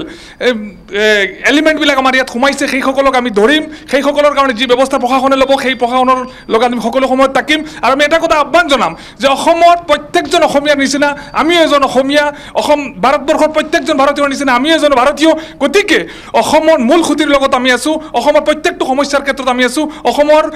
সমস্যাৰ ক্ষেত্ৰত ক'বলৈ গ'লে মই এটা কথা ক'ব বিচাৰোঁ যে আমাৰ ইয়াত যিমান অনুষ্ঠান আছে সব অসমীয়া মাধ্যমৰ অনুষ্ঠান আমি ইয়াত যদি বহুত মাদ্ৰাছা আমাৰ ইয়াত আছে 19 শতিকাত সেইবিলাক হৈছে আৰু আমি প্ৰত্যেকজনে নিজকে অসমীয়া বুলি গণ্য কৰোঁ ভাৰতীয় বুলি গণ্য কৰোঁ আৰু কোনো ধৰণৰ এণ্টি নেশ্যনেল এলিমেণ্ট যদি আমাৰ ইয়াত সোমায় সেইসকলক কৰায়ত্ব আমি কৰিম আমি ৰোধ ব্যৱস্থা কৰিম আপুনি এজন এই অঞ্চলৰ শিক্ষিত ব্যক্তি আৰু আপুনি দেখিছে যে আচলতে এই ঘটনাটো আচলতে আব্দুল কালামে আব্দুল কৰিমে আব্দুল কালামৰ নাম লৈ ভুৱা পাছপোৰ্ট বনাই এটা সমগ্ৰ এটা ডাঙৰ এটা ক্ৰাইম আচলতে এই মুৰাদাৰ পৰা হৈ গৈছে কি ক'ব ধন্যবাদ নিউজ লাইভ গোষ্ঠীক মই মুৰাদাৰ অঞ্চলৰ পৰা আপোনালোকক ধন্যবাদ যাচিছোঁ আৰু আজিৰ যিটো ঘটনা ঘটিল সেইটো শুনি মৰ্মান্তিক হৈছোঁ কাৰণ আমাৰ এই অঞ্চলত কেতিয়াও এনেকুৱা কিবা মৌলবাদী সংগঠনে গা কৰি উঠা নাছিল কিন্তু আজিৰ যিটো পৰিস্থিতি সেই পৰিস্থিতিৰ প্ৰতি লক্ষ্য ৰাখি আমি অনুভৱ কৰিব পাৰিছোঁ যে হয়তো আমাৰ আৰু মৌলবাদী হয়তো আমাৰ অঞ্চলত গা কৰি উঠিছে গতিকে আমি আজি যিটো প্ৰথম পদক্ষেপ হিচাপে আমাৰ যিজন আমাৰ পঞ্চায়ত সচিব মুজাম্মিল হক তেখেতক ধন্যবাদ জনাইছোঁ তেওঁ যে এনেকুৱা এটা পদক্ষেপ লৈ এনেকুৱা এজন তৎকালীনভাৱে যে আৰক্ষীক খবৰ দি আমাৰ এজন মৌলবাদীয়েই হ'ব তেওঁ যিহেতু তেওঁৰ সঠিক কোনো ঠিকনা নাই আৰু সঠিক পৰিচয়ো নাই গতিকে আচলতে এই ব্যক্তিবোৰ মই আপোনাৰ ওচৰলৈ আহিম এই ব্যক্তিবোৰ আচলতে মোৰ লগত যিহেতু ইকবাল আছে আমচুৰ সভাপতি এই যে যিবিলাক শক্তি আচলতে ইয়াত আহি আমাৰ যিটো সমিল মিলে থকা যিটো পৰম্পৰা আগৰ পৰা চলি আছে সেইটো বিভ্ৰান্ত সৃষ্টি কৰি দেশখনক এটা বেলেগ দিশলৈ লৈ যোৱা চক লিটুমণি ডাঙৰীয়া অতি চিন্তনীয় এটা বিষয় য'ত ইমান ডাঙৰ এটা চ'ৰ্চ আছে আৰু আজি অসম চৰকাৰৰ হাতত বিভিন্ন ধৰণৰ চ'ৰ্চ আছে যিজন মানুহ 2005ত ডেথ কৰিছে সেইজনৰ নামত এনেকৈ এজন ব্যক্তি যিজনে অসমীয়া ক'ব নাজানে বেংগলী ক'ব নাজানে তেওঁ কেনেধৰণৰ পাছপোৰ্ট বনায় আজি সেই ব্যক্তিজনক কৰায়ত্ব কৰিছে আমি অসম আৰক্ষীক বা সেই সচিবজনক আমি ধন্যবাদ জ্ঞাপন কৰিছোঁ তাৰ উপৰিও এই পাছপোৰ্ট বনোৱা ৰেকৰ্ডৰ লগত কোন জড়িত হৈ আছে এনেকৈ কিমান কেইটা পাছপোৰ্ট বনাই দিয়া হৈছে আজি এজন দুখীয়া মানুহে যেতিয়া পাছপোৰ্টৰ কাৰণে এপ্লাই কৰে বিভিন্ন ধৰণৰ নথিপত্ৰ তেওঁলোকে দিব লগা হয় কেতিয়াবা মাকৰ লগত জীয়েকৰ লিংক লাগে ককা দেউতাকৰ লাগে আজু ককাকৰ লাগে কিন্তু এই ব্যক্তিজনে কেনেকৈ পাছপোৰ্টখন পালে আৰু সবতকৈ ডাঙৰ কথা হ'ল ভাৰতৰ চিৰপৌৰী যিজন পাকিস্তানৰ বিজয়ী মানুহজনে কেনেকৈ পালে কঠোৰতকৈ কঠোৰ শাস্তি দিব লাগে ফাঁচি দিব লাগে এনেকৈ ব্যক্তিক আৰু তাতকৈ ডাঙৰ কথা হৈছে এই পাছপোৰ্ট বনাই দিয়াৰ লগত কোন জড়িত আছে অকল কোনোবা মধ্যভোগী দালাল নহয় ইয়াৰ লগত আৰক্ষী বিষয়াসকল আছে যিসকল বৰ্ডাৰ ডিপাৰ্টমেণ্টৰ মানুহ আছে যেতিয়া এজন মানুহে তেওঁলোকৰ এনাৰচি লিগেচি দিব লাগে যেতিয়া তেওঁলোকৰ মাটিৰ পাট্টা দিব লাগে এনে এজন ব্যক্তি যিজনে এছামিজ ক'ব নাজানে বেংগলী ক'ব নাজানে এটা দুখীয়া ফেমিলিৰ পৰা তেওঁক যিজন ফেমিলিৰ মানুহ বঙালী তেওঁ জানে ইয়াত বসবাস কৰা সকলো চিলতীয়া লেংগুৱেজৰ মানুহ এছামিজ ক'ব পাৰে এইজনে বিহাৰীত কথা ক'ব পাৰে তাৰপিছতো কিয় বনাই দিছে নিশ্চয় ইয়াত গভীৰ এটা ষড়যন্ত্ৰ চলি আছে আৰু এইখিনি উচ্চ পৰ্যায়ত তদন্ত কৰিব লাগে আৰু ইয়াৰ লগত যিসকল আছে তেওঁলোকক কৰায়ত্ব কৰি দৃষ্টান্তমূলক শাস্তি আমি কেতিয়াও এনেধৰণৰ শক্তি ছাপোৰ্ট নকৰোঁ আমি সদায় তাৰ বিৰোধিতা কৰি আহিছোঁ পাকিস্তান মুৰ্দাবাদ পাকিস্তান মুৰ্দাবাদ পাকিস্তান মুৰ্দাবাদ নিশ্চয় আৰু দল সংগঠনৰ ল'ৰা আছে মই উদীয়মান যুৱকসকল আছে আচলতে নৱপ্ৰজন্মক আপোনালোকে ঠিক আছে আহিম লিটুমণি আহিম আমি যাম লিটুমণি ওচৰলৈ ভগা আছিলে কিন্তু মই পল্লৱ ভট্টাচাৰ্যৰ ওচৰলৈ পুনৰ আহিব বিচাৰিছোঁ এই যিবোৰ ঘটনা এইটো যিটো ঘটনা নিশ্চিতভাৱে আৰক্ষীৰ কথাও কৈছে আৰক্ষী চৰকাৰী বিষয়া বা যিয়ে নহওক কোনোবা জড়িত হৈ থাকিব লাগিব তেতিয়াহে এনেধৰণে কোনোবা ব্যক্তিয়ে পাৰিব আৰু এইটো এটা উদাহৰণ নহয় এইটো শেহতীয়া উদাহৰণ আধাৰ কাৰ্ড পেন কাৰ্ড পাছপোৰ্ট এনেকুৱা বহুতে বনালে প্ৰমাণ হৈছে বহুত সময়ত এইবিলাক ক্ষেত্ৰত একচুৱেলি মই ভাবোঁ যে যিটো এতিয়া যিটো কেছ ধৰিছে সেই কেছটো একচুৱেলি প্ৰপাৰ কোৰ্টলৈকে যিমান পাৰে সোনকালে লৈ যাব লাগে উইথ প্ৰপাৰ এভিডেঞ্চ যাতে এই কেছটোত যিসকল দোষী ব্যক্তি আছে যিসকলে হেল্প কৰিছে বা যিসকলে পাছপোৰ্ট ভেৰিফিকেশ্যন কৰোঁতে ইনভলভ আছিলে এই সকলোবিলাককে গ্ৰেপ্তাৰ কৰি আচলতে এটা দৃষ্টান্তমূলক ব্যৱস্থা ল'ব লাগে আমি এটা কথা মনত ৰাখিব লাগিব যে এই ধৰণৰ ভাবুকিবিলাক বিভিন্ন ঠাইত আহি আছে এই সিদিনা আচলতে 9 আগষ্ট তাৰিখে আপোনালোকে জানে খুব সম্ভৱ সাউথ ৱেষ্ট যিখন খাচী হিলছৰ তাতো তেনেকৈ বাংলাদেশৰ মানুহ আহি পেলাই সোমাই গৈ পেলাই এঘৰ মানুহৰ ডকাইতি কৰিব গ'ল নেকি তাত পুলিচৰ তাৰ বাংলাদেশ পুলিচৰ পাছপৰ্টো মানে কি কয় আইডেণ্টি কাৰ্ডো পাইছে বুলি কৈছে গতিকে এই ভাবুকিটো অনবৰত আছে আৰু যিহেতু আমাৰ পোৰাছ এৰিয়া গতিকে এই ক্ষেত্ৰত মই ভাবোঁ যে আমি প্ৰত্যেকটোৱে মানে যিখিনি এতিয়া আছুৰ প্ৰতিনিধিজনে যিটো কথা ক'লে সেইটো মই সম্পূৰ্ণৰূপে মানি লৈছোঁ কাৰণ এটা comprehensive border integrated border surveillance system যদি নাথাকে য'ত আজিকালি এআইৰ যুগ যদি আৰ্টিফিচিয়েল ইণ্টেলিজেন্সৰ যুগ গতিকে এনেকুৱাবিলাক জেগাত কোনোবা মানুহ এনেকৈ গ'লেই লগে লগে ধৰা পৰি যায় সেই তেনেকুৱা ধৰণৰ ছিষ্টেম ইণ্ট্ৰডিউচ কৰিব লাগিব যিবিলাক এতিয়া বাংলাদেশৰ লগত আমাৰ আলোচনা নোহোৱাৰ কাৰণে কিছু অঞ্চলত য'ত ফেন্সিং দিব পৰা নাই সেইবিলাক এৰিয়া কেনেকৈ এনেকুৱা ধৰণৰ মডাৰ্ণ টেকন'লজিৰ জৰিয়তে বা UAV দিও আজিকালি বহুতো হেৰি কৰে এনেকুৱা ধৰণৰ টেকন'লজি ডেপ্লয় কৰিব লাগিব এইবিলাক নকৰিলে এনেকুৱা ধৰণৰ যদি আগ্ৰাসন হৈ থাকে তেতিয়াহ'লে আমাৰ কাৰণে বৰ এইটো এটা ভয়াৱহ দিশ কিন্তু মই আৰু এটা কথা খালি এটা কথাই ক'ব খুজিছোঁ ইয়াত আমি যিহেতু আছুৰ আন্দোলনৰ পিছত সমগ্ৰ অসমবাসীয়ে সাধাৰণতে বিচাৰে যে 1971 চনৰ আগত অহা মানুহখিনিক আমি একচেপ্ট কৰি ল'লোঁ গতিকে সেই মানুহখিনিও দায়িত্ব আছে যে এনেকুৱা ধৰণৰ যদি মানুহ কোনোবা আহিছে আজি আমচুৰ প্ৰতিনিধিজনে তেনেকুৱা কিবা এটা কথা ক'লে গতিকে মই সেইটো ভাবোঁ যে তেওঁলোকে এইটো সেই বৰ্গৰ মানুহে বিশেষকৈ তেওঁলোকেও এইটো দায়িত্ব ল'ব লাগে যে এনেকুৱা ধৰণৰ মানুহ আহিলে আমি লগে লগে জনাই দিম কাৰণ তেওঁলোকৰ লগত ইনফৰমেশ্যন ছিষ্টেমটো থাকিব লাগিব গতিকে আৰক্ষীয়েও তেওঁলোকৰ যিটো ইণ্টেলিজেন্স গেডাৰিং মেকানিজিম প্লাছ এই বিভিন্ন ছাত্ৰ সংগঠন মানে ধৰক সংখ্যালঘু সম্প্ৰদায়ৰো ছাত্ৰ সংগঠন বা এনেকুৱা ধৰণৰ আছে তেওঁলোকৰ লগত যোগাযোগ কৰি এনেকুৱা ধৰণৰ যাতে ঘটনা ঘটিলেই লগে লগে আমি আৰ্লি ৱাৰ্ণিং ছিষ্টেম টাইপ এটা যদি খবৰ পাই যাওঁ লগে লগে আমি ধৰিব পাৰোঁ আৰু সেই কেছবিলাক পুলিচেও কিন্তু খুব ভাল ধৰণেৰে ইনভেষ্টিগেশ্যন কৰি চাৰ্জশ্বিট দিব লাগিব তেতিয়াহে আচলতে আমাৰ অৱস্থাটো ভাল হ'ব বুলি মই ভাবোঁ লগতে এটা কথা মই খালি ক'ব খুজিছোঁ যে আমাৰ যিটো ক্লজ 6 অফ আছাম একৰ্ড এইটো আচলতে সেইকাৰণে চৰকাৰে যিমান পাৰে সোনকালে ইমপ্লিমেণ্ট কৰিব লাগে আৰু এটা কথা ইয়াতে ক'ব পাৰি যে এতিয়া ভাৰত চৰকাৰে এটা ব্যৱস্থা লৈছে যিটো থাৰ্ড কৰিডৰ বুলি কয় মানে ডিফেন্স কৰিডৰ বুলি কৈছে যিটো অসমত হ'ব বুলি কৈছে গতিকে এই ডিফেন্স কৰিডৰৰ উদ্দেশ্যটো কি তাত মানে ডিফেন্স ইণ্ডাষ্ট্ৰিয়েল কৰিডৰ অৰ্থাৎ ইয়াত এনেকুৱা ধৰণৰ ডিফেন্সৰ কিছুমান বস্তু ইয়াত বনাব যিবিলাকৰ জৰিয়তে আমি এনেকুৱা ধৰণৰ যিবিলাক ঘটনা ঘটি আছে সেইবিলাক প্ৰতিহত কৰিব পাৰোঁ গতিকে ইয়াত আমাৰ অসমীয়া বহুত যুৱক যুৱতী আছে যিবিলাকে এইবিলাক ডিফেন্স ছিষ্টেমৰ লগত অলপ জড়িত মই মাজতে এটা আৰ্টিকলত পাইছিলোঁ যে তেওঁলোকো বহুত ডিফেন্স ছিষ্টেমত জড়িত সেই সকলকো আমি আগবঢ়াই নি কেনেকৈ আমি এই ডিফেন্স কৰিডৰটো খুব ছাকচেছফুল কৰিব পাৰোঁ সেই ক্ষেত্ৰত আমি মনোনিৱেশ কৰিব লাগিব বুলি মই ভাবোঁ নিশ্চিতভাৱে অতি গুৰুত্বপূৰ্ণ মই এবাৰ লিটুমণিৰ ওচৰলৈ যাবলৈ বিচাৰিছোঁ লিটুমণি চমুকে আমাৰ কেইবাজনো বিশেষজ্ঞ ক'বলগীয়া আছে লিটুমণি আপোনাৰ লগত কোন আছে চমুকে তেওঁলোকৰ মতামত জানিব বিচাৰিম হয় সুনীল মোৰ লগত নৱপ্ৰজন্মৰ যিসকল ব্যক্তি আছে আচলতে তেওঁলোকে নৱপ্ৰজন্ম প্ৰতিনিধিত্ব কৰি আহিছে আৰু তেওঁলোকৰ ওচৰত আহিছোঁ বিশেষকৈ আজি ঘটনাটোৱে আচলতে কি ক'ব বিচাৰে হয় আচলতে মুৰাজাৰত যিটো ঘটনা সংঘটিত হৈছে এই ঘটনাক আমি তীব্ৰ ভাষাৰে নিন্দা জনাইছোঁ আৰু গৰিহণা জনাইছোঁ এনেকুৱা ঘটনাবিলাক ভৱিষ্যতে হ'ব নালাগে আৰু এই ঘটনা পোহৰলৈ অনাৰ ক্ষেত্ৰত বিশেষকৈ মুৰাজাৰ গাঁও পঞ্চায়তৰ যিগৰাকী সচিব মুজম্মিল আলী তেখেতে যি পদক্ষেপ লৈছে তেখেতক আমি ধন্যবাদ জনাইছোঁ আৰু ইয়াৰ পিছত মুজামিল আলীৰ নিচিনা প্ৰতিজন হ'ব লাগিব প্ৰতিটো অঞ্চলত অসমৰ প্ৰতিটো অঞ্চলত সেই বিশ্বাস জন্মাব লাগিব মুজামিল আলীয়ে আজি যিজন মুজামিল আলীয়ে যিটো বিষয়ক লৈ উত্থাপন কৰিছে তেওঁক আজি সকলোৱে সোঁৱৰিছে বিশেষকৈ এটা কথা ক'বলৈ তেওঁৰ দৰে প্ৰত্যেকজন ব্যক্তি যদি হয় তেতে আমি এখন নিকা অসম বা নিকা 100% যদি তেওঁৰ নিচিনা সচিব বা বিষয়াসকল হয় তেনেহ'লে অসমখন অতি সুন্দৰ হ'ব আমি ক'বলৈ আমি যিখন অসম বিচাৰোঁ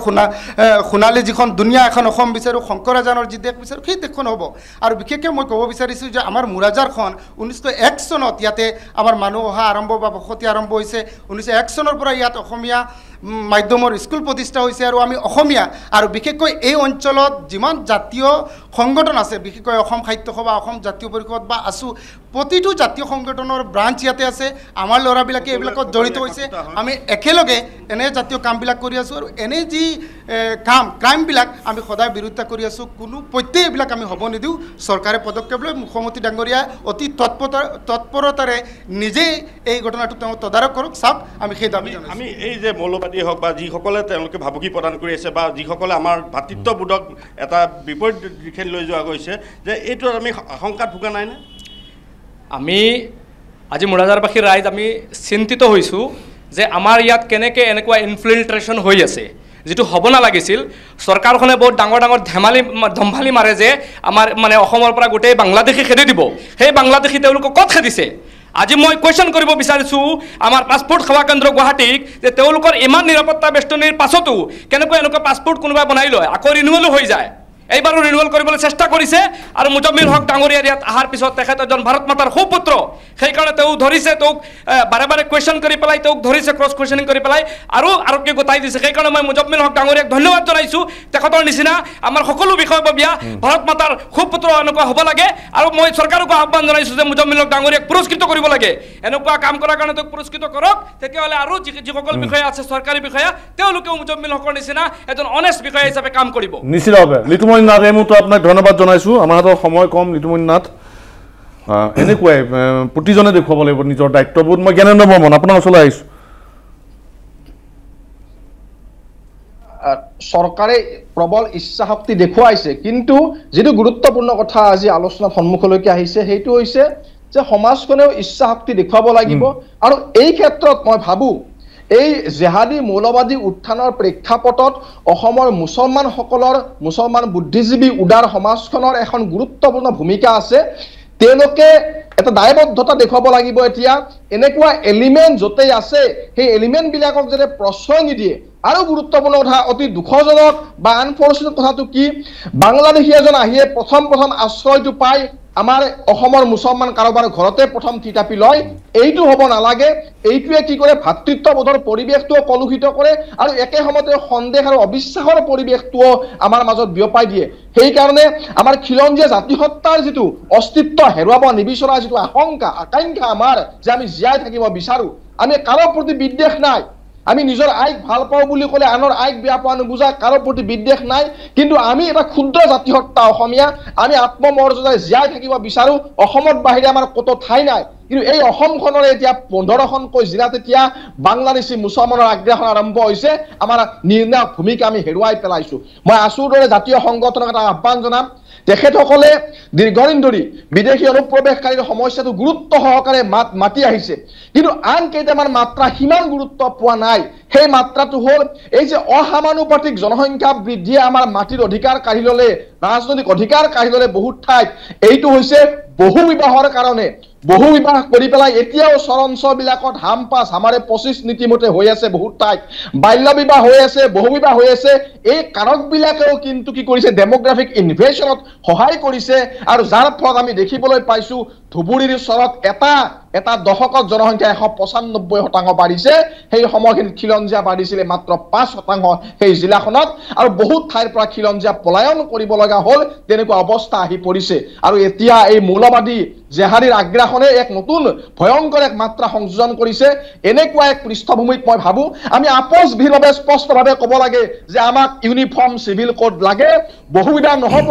হিন্দু মুছলমানসকলৰ সমান অধিকাৰ থাকক কাৰোবাৰ কাৰণে কিয় সুকীয়া আইন থাকিব লাগে 5 গৰাকীকৈ বিয়া কৰাব গতিকে এই সমানতা আমাক লাগিব ইকুৱেলিটি লাগিব জাতীয় সংগঠনবোৰে স্পষ্ট ভাষাত সেই দাবী উত্থাপন কৰিব লাগে জন্ম নিয়ন্ত্ৰণৰ কাৰণে ষ্টেৰিলাইজেশ্যনৰ নিচিনা ব্যৱস্থা অসমৰ চৰঞ্চলসমূহত ল'ব লাগে সেই দাবী আমি সকলোৱে একেলগে ল'ব লাগে আৰু চৰকাৰে যি প্ৰচেষ্টা হাতত লৈছে আজি খিলঞ্জীয়াৰ জাতি মাটি ভেটি উদ্ধাৰৰ কাৰণে মই ভাবোঁ এয়া শৰাইঘাটৰ যুদ্ধতকৈ কম নহয় যুগে যুগে অসমীয়া জাতিয়ে পৰীক্ষা দিব লগা হৈছে এতিয়াও পৰীক্ষা দি আছে যুগে যুগে শৰাইঘাট আজিও শৰাইঘাট কেৱল নিৰ্বাচনৰ সময়ত নহয় যুগে যুগে অসমীয়া জাতি যুঁজিছে আৰু যুঁজিব লাগিব জাতিটো সুৰক্ষিত কৰিব লাগিব সুৰক্ষা কবচ কুণ্ডলী লাগিব কিন্তু মই আকৌ এটা কথা ক'ব খুজিছোঁ কাগজ পত্ৰ জাতি সুৰক্ষা নহয় প্ৰবল ইচ্ছা শক্তিৰে জাতিটো জীয়াই তুলিব লাগিব জাতিটো ৰক্ষা কৰিব লাগিব উচ্ছেদ কৰিব লাগিব জনসংখ্যা নিয়ন্ত্ৰণ নহলে কিন্তু বাকি সকলো প্ৰচেষ্টা ব্যৰ্থ হ'ব সেইকাৰণে জনসংখ্যা নিয়ন্ত্ৰণৰ কাৰণে কঠোৰৰ পৰা কঠোৰতম ব্যৱস্থা যিসকলে 3টাতকৈ অধিক সন্তান জন্ম দিব ভোটাধিকাৰ কৰ্তনৰ নিচিনা ব্যৱস্থা ৰেচন কাৰ্ড অৰুণোদয় সেইবিলাকে যাতে নাপায় তেনেকুৱা ব্যৱস্থা চৰকাৰে আকৌ ল'ব লাগিব মই আশা কৰিছো আমাৰ চৰকাৰে হিমন্ত বিশ্ব শৰ্মা ডাঙৰীয়াই এক যুগনায়কৰ নিচিনা এক ভূমিকা লৈছে আহি থকা সময়ত আৰু অধিক ভূমিকা লৈ জাতিটোক এক ৰক্ষণাবেক্ষণ দিব জাতিটোক সুৰক্ষা কবচ কুণ্ডলী পিন্ধাব আমি আশাবাদী হয় মই সমীৰণ ফুকন চলাইছোঁ বিউটিৰ আগতে জ্ঞানেন্দ্ৰ বৰ্মনে কেইবাটাও আপোনালোকৰ আহ্বানো জনাইছে আৰু গুৰুত্বপূৰ্ণ কথা সদৌ অসম ছাত্ৰ সন্থাৰ আমাৰ স্থিতি স্পষ্ট আমি বিদেশীমুক্ত এখন অসম বিচাৰোঁ আৰু অসমৰ ভাষা কৃষ্টি সংস্কৃতি সভ্যতা যাতে অনন্ত কালৰ বাবে আমি সদায় জীয়াই ৰাখিব পাৰোঁ শক্তিশালী কৰি ৰাখিব পাৰোঁ সেই চিন্তাৰে আমি কাম কাজ কৰিম আৰু এই ক্ষেত্ৰত কঠোৰ জনসংখ্যা আইন প্ৰণয়নৰ দাবীটো সদৌ অসম ছাত্ৰ সন্থাৰ বহুদিনীয়া দাবী চৰকাৰে গোটেই বিষয়সমূহ কৰ্ণপাত কৰিব লাগে তেওঁলোকে দৃষ্টি আকৰ্ষণ তেওঁলোকৰ কৰিবৰ কাৰণে পুনৰ আমি তেওঁলোকক আহ্বান জনাইছোঁ তাৰ লগে লগে অসম চুক্তিৰ 6 নং দফাৰ অধীনত আমাক যি সাংবিধানিক ৰক্ষা কৱচৰ ব্যৱস্থা সেই ব্যৱস্থাটো ত্বৰান্বিত কৰি যেহেতু দেশৰ গৃহমন্ত্ৰীগৰাকী কিছুদিনৰ পিছতে অসমলৈ আহিব তেওঁলোকে যাতে কনভিন্স কৰিব পাৰে যে অসমীয়া মানুহৰ প্ৰকৃতাৰ্থ সুৰক্ষা কৱচৰ প্ৰয়োজনীয়তা আছে আৰু অসম চুক্তিৰ প্ৰতিটো দফা ৰূপায়ণ হ'ব লাগে তাৰ লগে লগে আমি বিচাৰোঁ যে কোনো বাংলাদেশী হওক বা অবৈধ কোনো লোকে যাতে আমাক ভাবুকি দিব নোৱাৰে তেনেকুৱা এটা পৰিৱেশ আমি সকলোৱে মিলি ৰচনা কৰিব লাগিব আৰু এই কিছু দেৰি আগত এগৰাকী বক্তাই কৈ যোৱাৰ দৰে ময়ো ক'ব খোজো যে কিছু কিছু লোকে কিন্তু এতিয়াও এনেকুৱা ধৰণৰ অবৈধ লোকক আশ্ৰয় দি আহিছে নিজৰ ভাড়া ঘৰতে হওক বা নিজৰ সংস্থাপনৰ কাৰণে দোকান এখন খুলি তেওঁলোকক ৰেচন পাতি বিক্ৰী কৰাৰ পৰা এনেকুৱা ধৰণৰ কাম কাজত তেওঁলোক নিয়োজিত হৈ আহিছে আৰু গোটেই প্ৰক্ৰিয়াটোত এটা ধৰ্মীয় তেওঁলোকৰ আবেগিক তেওঁলোকৰ সম্পৰ্ক তেওঁলোকৰ সৈতে স্থাপন হয় এই সকলোবিলাক আমি পৰিহাৰ কৰিব লাগিব আৰু জাতীয় জীৱনক যদি অসমীয়া জাতিটোক আমি জীয়াই ৰাখিব খোজো আমি যদি ভাৰতীয় নাগৰিক হিচাপে নিজৰ পৰিচয় দিব খোজো আমি শক্তিশালী এগৰাকী নাগৰিক হ'বলৈ প্ৰত্যেকে এনেকুৱা ধৰণৰ ধৰ্মীয় আবেগপ্ৰবণ যিবিলাক কথা বতৰা আছে সেই চিন্তা পৰিহাৰ কৰি এগৰাকী অসমীয়া এগৰাকী ভাৰতীয় হিচাপে নিজক কিন্তু প্ৰতিষ্ঠা কৰিবৰ কাৰণে সকলো এটা সংকল্প ল'ব লাগিব সেই সংকল্পটো ল'বৰ কাৰণে আহ্বান জনাইছোঁ অসমীয়া জাতিটো সদায় মূৰ দাঙিয়ে জীয়াই থাকিব লাগিব খিলঞ্জীয়া মানুহৰ প্ৰভুত্ব এখন অসমত লাগিব আৰু খিলঞ্জীয়া মানুহে দপদপাই থাকিব লাগিব আৰু কাৰোৰে ওচৰত আঁঠুলৈ অসমীয়া জাতি নাথাকে সেই শক্তিকণ অসমীয়া জাতিৰ আছে আমাৰ শিপা মজবুত ইয়াতকৈ অধিক শক্তিশালী ৰূপত জাতিটোক আমি সংগঠিত কৰি আগবঢ়াই নিবৰ কাৰণে সদৌ অসম ছাত্ৰ সন্থা কেতিয়াও ৰৈ নাথাকোঁ এই কথা আমি সকলোকে স্পষ্ট কৰি দিব খোজোঁ বিভিন্ন ধৰণৰ কথা বতৰা চলি আছে সাম্প্ৰদায়িক মেৰুকৰণৰ ব্যৱস্থা কৰিবৰ কাৰণে প্ৰতিক্ৰিয়াশীল চক্ৰই তেওঁলোকৰ ষড়যন্ত্ৰ অব্যাহত ৰাখিছে এই সকলোবিলাক উফৰাই দিয়া হ'ব অসমীয়া জাতিটোক শক্তিশালী জীয়া জাতি হিচাপে প্ৰতিষ্ঠা দিবৰ কাৰণে সদৌ অসম ছাত্ৰ সন্থাই অসমৰ ৰাইজৰ অভিভাৱকত্বৰে আহিব লগা দিনত কাম কাজ কৰি যাব আৰু চৰকাৰেও তেওঁলোকৰ দায়িত্বটো পালন কৰিব লাগে খিলঞ্জীয়া মানুহক সাংবিধানিক ৰক্ষা কৱচ দিব লাগে অসম চুক্তি আখৰে আখৰে ৰূপায়ণ কৰিব লাগে সীমান্ত চিল কৰিব লাগে আৰু বাংলাদেশীক দেখিলেই সীমান্তত গুলিওৱাৰ ব্যৱস্থা কৰিব লাগে এই ব্যৱস্থা বুলি চৰকাৰে কৰক আৰু শুদ্ধকৈ এনআৰচিখন উন্নীত কৰিবৰ কাৰণে চৰকাৰে ব্যৱস্থা গ্ৰহণ কৰক অনুষ্ঠানৰ পৰা বিদায় ল'ম তথাপি আপোনাক সুধিছোঁ এটা অভিযানৰ বিশেষ অভিযানৰ দৰকাৰ হৈ পৰিছে নেকি আজি তাৰিখত অসমত এনেকুৱা বিশেষ অভিযান এটা এনেকুৱা যিহেতু আমি এটা স্পৰ্শকাতৰ অঞ্চলত বসবাস কৰিছোঁ গতিকে মই ভাবোঁ যে আমি প্ৰত্যেকটো সময়তে খুব সেনচিটিভ হৈ থাকিব লাগে প্ৰত্যেকটো কথাই ক'ত কেনেকৈ কি হৈছে এই বস্তুবিলাক পৰ্যবেক্ষণ কৰি থাকিব লাগে গতিকে বিশেষ অভিযানৰ সঁচাকৈ দৰকাৰ আছে কিন্তু তাৰ আগতে আমি মানুহখিনি আইডেণ্টিফাই কৰিব লাগিব যিবিলাকে শেল্টাৰ দিয়ে বা যিবিলাকে এনেকুৱা ধৰণৰ জিহাদী এলিমেণ্টক প্ৰশ্ৰয় দিয়ে সেইবিলাকক আমি আইডেণ্টিফাই কৰি তেওঁলোকৰ ওপৰত ইমিডিয়েটলি বিহিত ব্যৱস্থা কৰাটো বৰ দৰকাৰ বুলি মই ভাবোঁ নিশ্চিতভাৱে আজিৰ তাৰিখত খুব দৰকাৰ হৈ পৰিছে বিশেষকৈ এটাই আহ্বান স্পৰ্শকাতৰ অঞ্চলবোৰত বিশেষকৈ সীমান্তৱৰ্তী অঞ্চলবোৰত বাংলাদেশ সীমান্তৱৰ্তী অঞ্চলবোৰত সেই লোকসকলে সকলো ধৰ্মীয় আৱেগ পৰিহাৰ কৰিব লাগিব অসমৰ নাগৰিক বুলি তেওঁলোকে হৃদয়ংগম কৰিব লাগিব আৰু এইসকল যি মৌলবাদী শক্তিয়ে বাংলাদেশীয়ে হওক পাকিস্তানেই হওক যিয়ে নহওক এই মৌলবাদী শক্তিবোৰ অনবৰত অসমক অস্থিৰ কৰিবলৈ যি তেওঁলোকে চেষ্টা কৰি থাকে আৰু চেষ্টা কৰিবৰ কাৰণে তেওঁলোকে যি প্ৰশ্ৰয় বা আশ্ৰয় বা ইয়াত যি লিংক স্থাপন কৰিবৰ কাৰণে চেষ্টা কৰি থাকে বিভিন্ন মানুহক ব্যৱহাৰ কৰে সেই মানুহখিনি যাতে এই যি ধৰ্মীয় আৱেগ বা এই যি তেওঁলোকৰ ভাৰত বিদ্ৰোহী যি এই মনবোৰক পৰিহাৰ কৰিব লাগিব আৰু সেই যি নিজকে ভাৰতীয় বুলি ভাবা অসমীয়া বুলি ভাবা মানুহবিলাকে এই ক্ষেত্ৰত তেওঁলোকৰ মনবোৰ শুদ্ধ কৰিব লাগিব আৰু আমি সকলোৱে মিলি এই মৌলবাদী শক্তিক কিন্তু প্ৰশ্ৰয় দিব নোৱাৰিম কিন্তু এই মৌলবাদী শক্তিক যদি আমি প্ৰশ্ৰয় দি যাওঁ তেতিয়াহ'লে কিন্তু এদিন এই অসম যি কোৱা হয় ইছলামিক ৰাষ্ট্ৰক তৈয়াৰ কৰিবলৈ যি ব্লুপ্ৰিণ্ট অনবৰত কৰি থকা হয় বা পৰিকল্পনা কৰি থকা হয় তেওঁলোক কিন্তু সফল হৈ যাব গতিকে সকলোৱে সাৱধান হ'ব লাগিব বিশেষকৈ স্পৰ্শকাতৰ অঞ্চলত থকা সংখ্যালঘু লোকসকলে এই ক্ষেত্ৰত আটাইতকৈ বেছি সচেতন হ'ব লাগিব আজি আলোচনাৰ পৰা বিদায় লৈছোঁ ধন্যবাদ